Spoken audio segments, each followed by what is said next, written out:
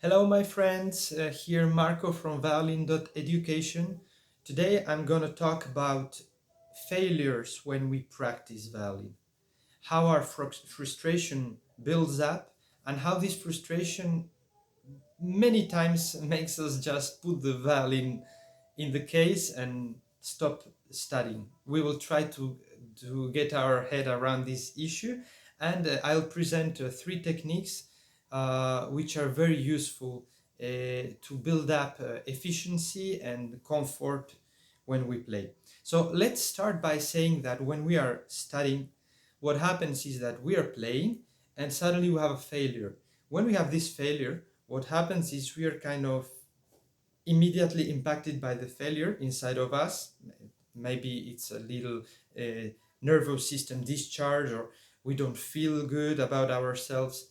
And this feeling it generates a tension, which can be internal in our psyche or our emotion, but mostly it's physical. It gets very physical. Our muscles tighten, we become very rigid, and as we became rigid, we also judge ourselves. All this builds up a lot of tension, which most of the times generates more failures. And we start to get into a kind of a vicious cycle in which we fail, we fail a lot. And that builds up our frustration, our shame, and eventually we abandon. Our abandonment of the violin at that moment. So what can we do to fix this? What kind of techniques can we use? So three general techniques that may help you a lot are: first, we will start by breathing. Breathing is very important. So imagine you're practicing and suddenly you have a failure. Make it a habit to, after immediately after you have the failure, just to breathe. You take long and deep breath, very long, very calm, deep breath, maybe once, twice, three times. I don't know. It will depend on you. It will depend on your state. But make it a habit when you study to stop and to breathe. That will help your system to get rid of the cortisol, the adrenaline, those chemistry that are in the body that get triggered by the failure, this feeling that happened. That will help a lot. That will help you to go to the second stage, which is a stage in which you'll kind of isolate the failure. Because most of us, we make a big mistake. When we make a mistake playing, we just start again from the very beginning, and we get kind of stuck in a circle that leads us nowhere, because our problem is very localized, and we go again playing from the very beginning up to the mistake and to the very beginning. So it's very important to isolate the mistake. Let's say it was one note, one double stop, one chord, I don't know.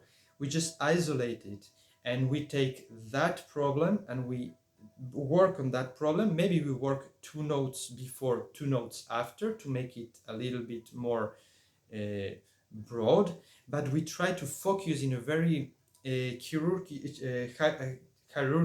way, like a surgical way. Excuse me. In a surgical way, we try to deal with it. We are not operating the whole patient. We are just operating. We are dealing with some notes, with some stuff that is there. So the second element is to isolate mistakes.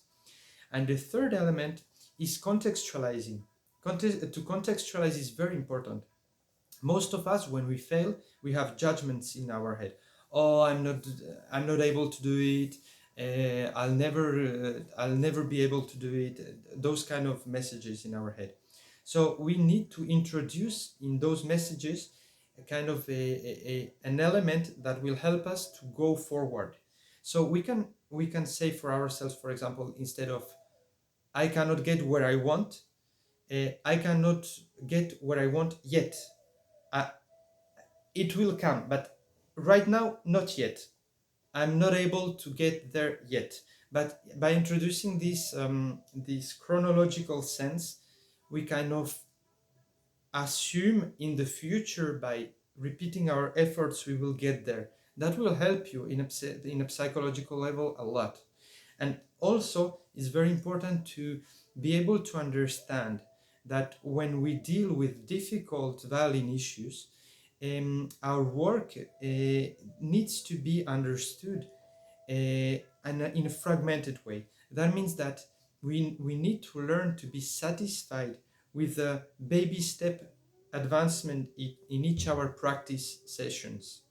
That means that today maybe what was very bad in intonation or rhythm, I was able to improve it a little bit, and tomorrow a little bit, and the day after a little bit. By understanding and being able to build this kind of trust in little baby steps, we will get much better results. We will be much more efficient and we will feel much better. So breathing, isolating our mistakes, and contextualizing, very important stuff to be able to improve the way we study violin. Okay, I hope this video was useful to you. Don't hesitate to share it with the people you think it may help them. And if you have any question, write it down in the commentaries, and if I can, I'll answer it. Glad. So have a nice day and see you soon. Bye bye.